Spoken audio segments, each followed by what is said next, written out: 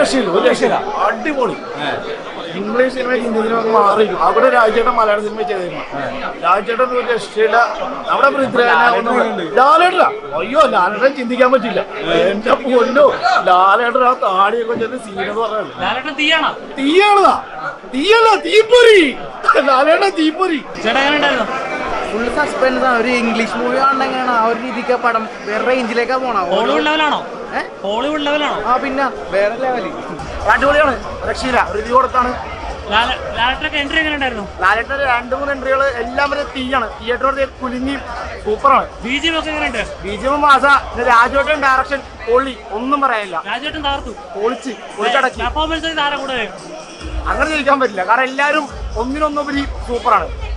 എങ്ങനെ 10-200 കോടി പടത്തിനുള്ളതാണ്, ഉറപ്പാണ്. ഫസ്റ്റ് ഹാഫിൽ ട്വിസ്റ്റ് എന്താണെന്ന് നമുക്കൊരു ഊഹിക്കാനേ പറ്റുള്ള. പിന്നെ ഫസ്റ്റ് ഹാഫ് എടുത്ത് വെച്ചിട്ടുള്ള രീതി തന്നെ വേറെ ലെവലാ. സെക്കൻഡ് ഹാഫിന് പറയേ വേണ്ടല്ലോ. ത്രീയിലേക്കൊരു അടിപൊളിയായിട്ട് എല്ലാവരും എക്സ്പെക്ട് ചെയ്യും എന്തായാലും. കാരണം ഇനിയിപ്പോ 3 ഫാൻ ഷോ വേണ്ടി വെയിറ്റിംഗ് ആണ്. ഭയങ്കര എക്സൈറ്റ്മെന്റ് എല്ലാവരും.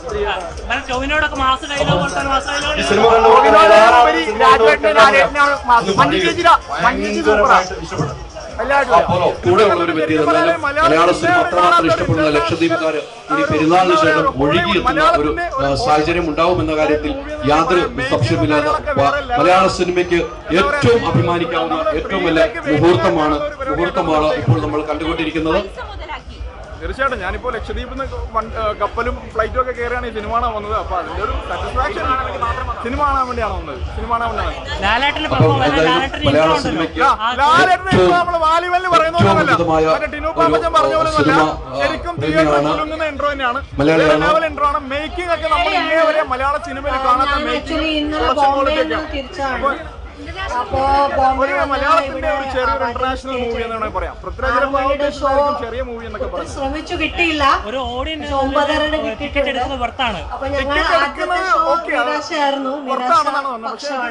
ലൂസിഫർ ഇറങ്ങിയ ആളുകളുടെ അഭിപ്രായങ്ങളൊക്കെ കേട്ടപ്പോൾ എനിക്ക് അഭിപ്രായത്തിന്റെ ആവശ്യമില്ല. 7 വർഷം ഉണ്ടല്ലോ ആ ചേഞ്ച് തോളേലും ഇൻഡസ്ട്രി കൊണ്ടുപോകുന്നു.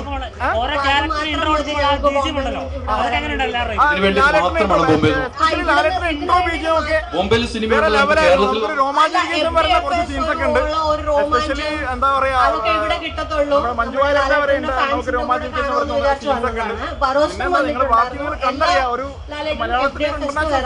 പടം എന്റെ പൊന്നു മോനെ നല്ല പടമാണ്. ഞാൻ കണ്ണൂർ തലപ്പറമ്പിൽ നിന്ന് വന്നതാണ്. ഞാൻ കുറേ ദിവസമായി എനിക്ക് നല്ല ഫോട്ടോസ് നെറ്റ് വഴി കിട്ടാത്തതുകൊണ്ട് ആ കിട്ടിയ ഫോട്ടോസ് നെറ്റിലിട്ടിരിക്കുന്നത്. കാരണം നല്ല ഫോട്ടോസ് ഒന്നും ഇട്ടിട്ടില്ല. കാരണം ഇതൊക്കെ ലീക്കാവും ഓർത്തിട്ടാണ്. ആവും, കാരണം സാറിൻ്റെ പടം മിക്കതും ഇവിടെ ആൾക്കാർ പൊട്ടിക്കുകയാണ്. പിന്നെ മമ്മൂട്ടി ഫാൻസ്, ദിലീപ് ഫാൻസ്, വേറെ കുറേ ഫാൻസുകൾ.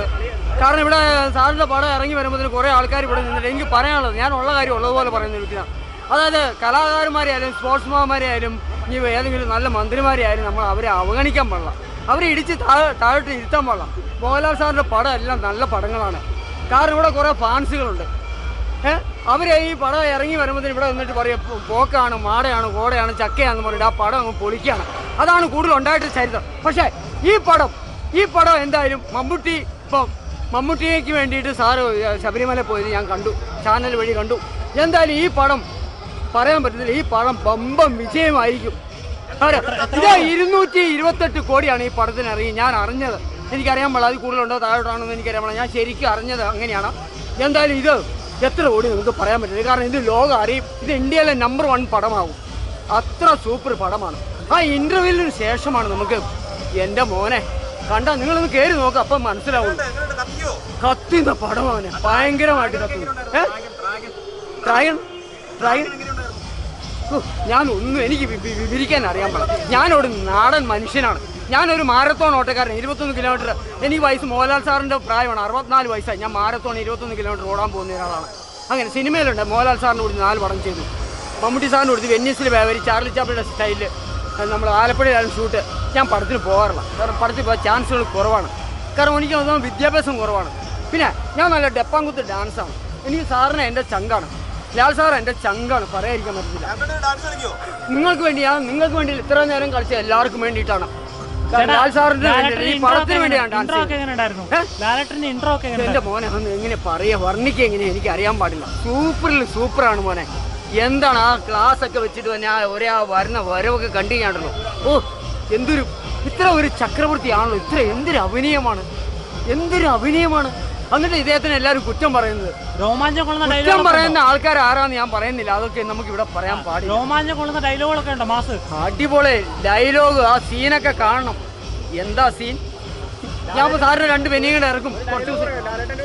എനിക്ക് അറിയത്തില്ല മോനെ. എനിക്ക് അതൊന്നും അറിയാം. ഞാൻ വേണേ ഫുള്ള് കുറേ നേരം 1 മണിക്കൂർ 2 മണിക്കൂർ ഇന്ന് കളിക്കാം. അങ്ങനെ അത്ര എനിക്കറിയാം. ഞാൻ വെറുതെ പറയുന്നത് ഈ പടം ബമ്പം വിജയമാവും. ഞാൻ അതിനുവേണ്ടി പ്രാർത്ഥിക്കുന്നു. പിന്നെ ഞാൻ മമ്മൂട്ടി സാറിന് വേണ്ടിയിട്ട് പ്രാർത്ഥിക്കാൻ ഞാൻ വേളാങ്കണ്ണി പോകുന്നുണ്ട്. ഞാൻ സുരേഷ് ഗോപി ജയിക്കാൻ വേണ്ടി പ്രാർത്ഥിച്ച മനുഷ്യനാണ്. 74,000 വോട്ട് അദ്ദേഹത്തിന് വേണ്ടി ഞാൻ ബെറ്റ് വെച്ച ഒരാളാണ്. സുരേഷ് ഗോപിയുടെ എനിക്ക് അറിയത്തില്ലായിരുന്നു. മോഹൻലാൽ സാറിൻ്റെ പലരും പറഞ്ഞു നിങ്ങളേതെങ്കിലും നിൽക്കുന്നിടത്തൊക്കെ ജയിപ്പിക്കില്ലോ എന്ന് പറഞ്ഞു. അങ്ങനെ ഞാൻ പോയി. ഞാൻ നിൽക്കുന്നതോടൊക്കെ നല്ല വിജയങ്ങളാണ്. പക്ഷെ ലാൽ സാറിന് മറ്റുള്ള പടങ്ങൾ എന്തൊക്കെയായി അത് എന്തൊക്കെ ആക്കിയതാണ് കുറെ ആൾക്കാർ. പക്ഷെ ഇതിലങ്ങനെ വരികയില്ല. തിയേറ്റർ പൂരപ്പറമ്പാവും. പൂരപ്പറമ്പാണോ എന്റെ പൊന്നെ? പൂരപ്പറമ്പിനേക്കാൾ വലിയ പൂരപ്പറമ്പാണ് അതിൻ്റെ അകത്ത് നടന്നത്.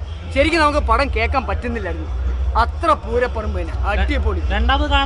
എന്റെ മോനെ ആ ഇന്റർവ്യൂവിൽ കഴിയുമ്പോഴുള്ള രംഗങ്ങളാണ് കാണേണ്ടത്. അതിനുമുമ്പുള്ള രംഗങ്ങൾ നമുക്ക് അത്ര ഇതുണ്ട്.